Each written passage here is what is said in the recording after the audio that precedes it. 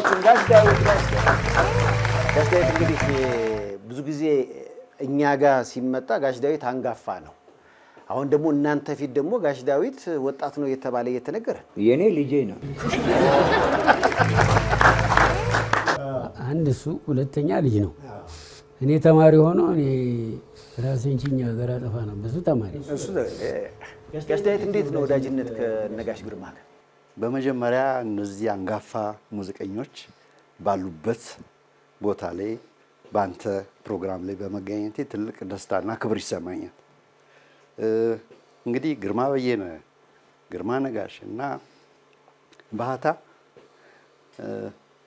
አንድ ናቸው። ሶስቱንም እኔ በአንድ አይነት መልክ ነው የማያቸው። እንግዲህ የኢትዮጵያ ሙዚቃ ሲነሳ ባህታን የማስታውሰው ድሮ ባንድ ውስጥ የሚሰራው በ15 በ16 ሙዚቀኞች ታጅበው ሜሎዲ ዘፋኝ ሲሰራ አብሮ የሚያንጎራጉር ወይ ክላርኔት ወይንም አኮርዲዮን ታጅቦ ነው የሚሰራ።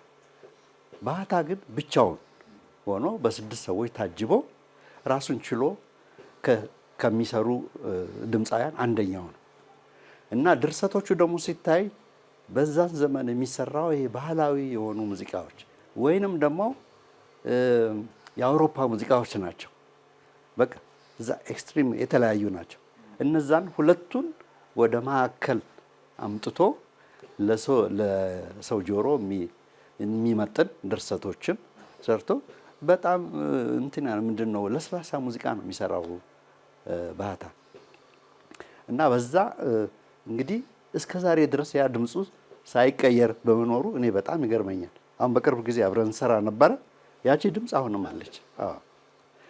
ወደ ግርማ ነጋሽ እንምጣና ግርማ ነጋሽ በቀዳማዊ ኃይለ ሥላሴ ቲያትር ውስጥ ውድድር የነበረ እና በዛ ውድድር አሸንፎ ምነው ተለየሽኝ የሚለው ሙዚቃ ለዘመን መለወጫ ያ በተሰራበት ወር ውስጥ ነው እኔ ሙዚቃ የጀመርኩት እና የልጅነቴን ሙዚቃን ወደ ሙዚቃ ገብቼ ሙዚቃ ዶሬሚፋሶል በቃ ስጀምር አንድ ሁለት እያልኩ ስል የሱን ሙዚቃ አስታውሰዋለሁ እና በእንደው ሙዚቃን አጣጥሜ ያዳመጥኩበት ዘመን እና ሙዚቃው ራሱ የግርማ ነጋሽ ነው እና ከዛ ጀምሮ የኔ ሐሳብ እንገናኛለን የሚሉትን በሙሉ ሳዳምጥ በቃ ልዩ የሆኑ ሙዚቃዎች ናቸው እና አንዳንድ ዘፋኝ አንድ ሁለት ይጥልና በዛ ወይ ይተዋል በዛ ተኖ ይቀራል።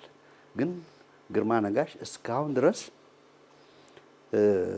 እነዛን ሙዚቃዎች ሰጥቶ ዘመን ተሻጋሪ አሁን አንተ 64 ዓመት ሙሉ የተደመጠ ሙዚቃ የግርማ ነጋሽ ሙዚቃ ነው። ዘመን የማይሽረው የሚባለው ይሄ ነው። እኔ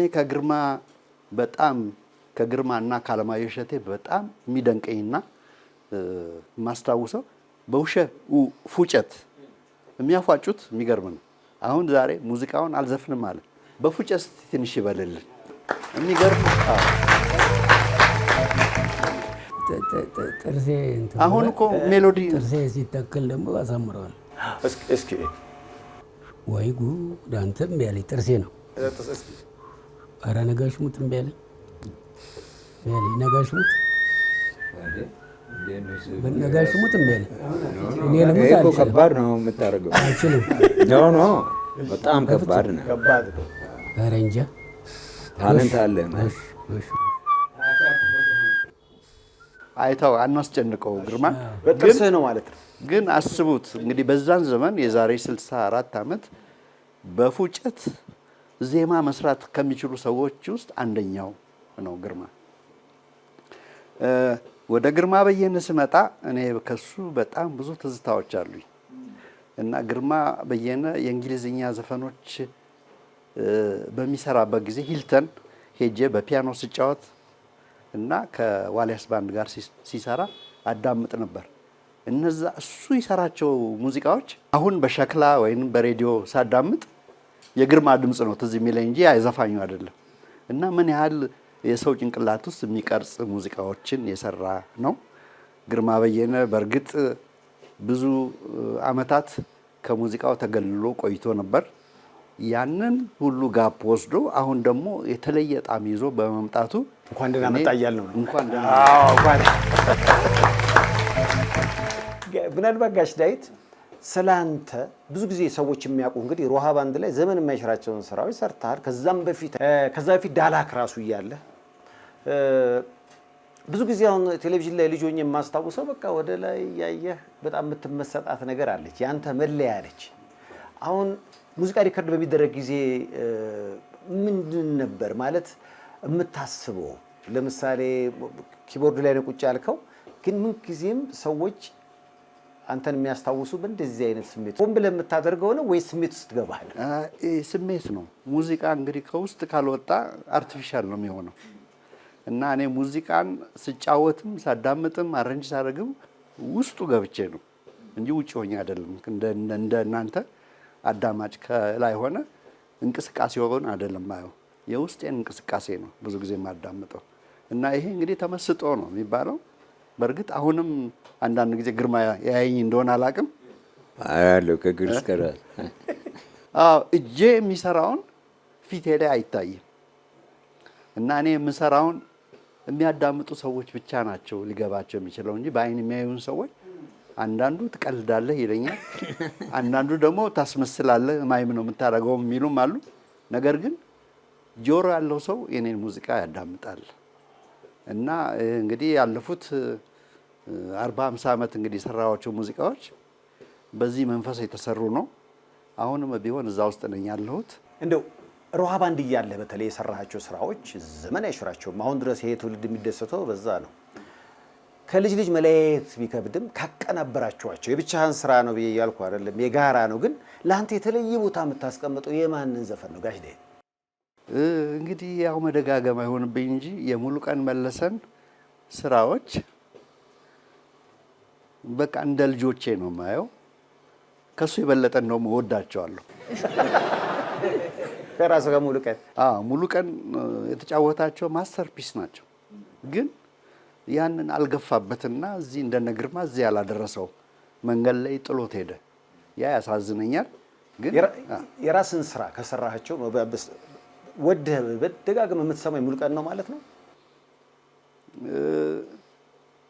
ይገርማል። እኔ የሰራሁትን ስራ አላዳምጥም። በጣም እቆጫለሁ። ለምን? ሳዳምጥ የጎደለ ነገር ሁልጊዜ ይታየኛል። ሁሌ ደስተኛ አይደለም። ሁሌ ደስተኛ አይደለሁም። የሰው ሙዚቃ ባዳምጥ ነው የሚሻለኝ። ከቤተሰብ ከልጆች ያንተ መንገድ የተከተለ አለ ጋሽ ዳዊት? አሉ። አንደኛው የመጀመሪያ ልጄ በደንብ ነው የሚጫወተው። እኔ አንዳንዴም ይደንቀኛል እና እቀናለሁ እና የሚገርም ነው። በልጅ ከቀና በጣም ይገርማል ማለት ነው። እና ልጆቼ በሙሉ ሙዚቃ ይወዳሉ፣ ሁሉም ይሞካክራሉ። ግን አንደኛው ግን ያው እንደ ሙያ አድርጎ አልቀጠለበትም እንጂ በጣም ይጫወታል። ያው እንግዲህ ሰይፉ በኢቢኤስ ጋሽ ግርማ ነጋሽ ቤት ነው ያለ ነው። ጋሽ ግርማ የሰራቸው ስራዎች 64 ዓመት ሆኗቸዋል። ወዳጅ ጓደኞቹን ሰብሰብ አድርገን እየተጨዋወት ነው። እንዴት ነው እስካሁን? የምትመለከቱት ሰይፉ በኢቢኤስ ነው። በያላችሁበት ጥሩ ጊዜ ነው የምንመኘው። በጣም አንጋፋ የሙዚቃ ሰው ነው። ከምናያቸው ሙዚቀኞች ጀርባም አለ። ከ40 ዓመት በላይ አሜሪካን ሀገር ቆይቶ ነው የመጣው። ለሞገስ ግን አቀባበል እንዴት ነው? ሞጄ እስኪ ገባ። እንኳን ደህና መጣህ ብለናል። አመሰግናለሁ። ከ44 ዓመት በላይ አይደል? አሜሪካ 44 ዓመት። ዋው! እንዴት ነበረ ኑሮ በአሜሪካ? እኔ አንድ ዓመትም አይመስለኝም ሄደ አይደል? ጊዜ በኃይል ራሱ ኮቪድ ገብቶ ከወጣ ራሱ ስንት ጊዜው አይ ነው በጣም ከ2000 ጀምሮ 26 years የት እንደገባ የድሮ ትዝታ የጋሽ ግርማ በየነ ዶክሜንተሪ ላይ አንተንም እያየሁ ነበር።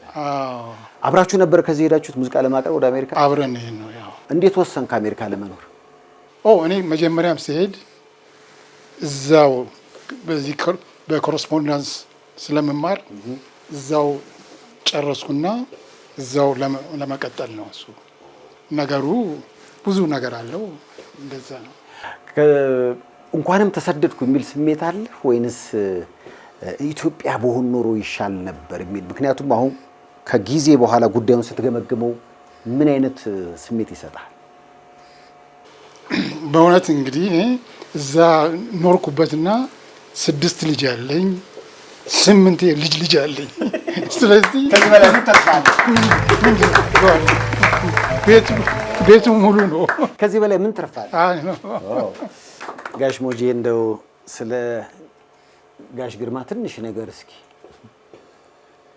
መጀመሪያ ነገር እግዚአብሔር ጤንነትህን መልሶ እንዲሻልህ እንመኛለን።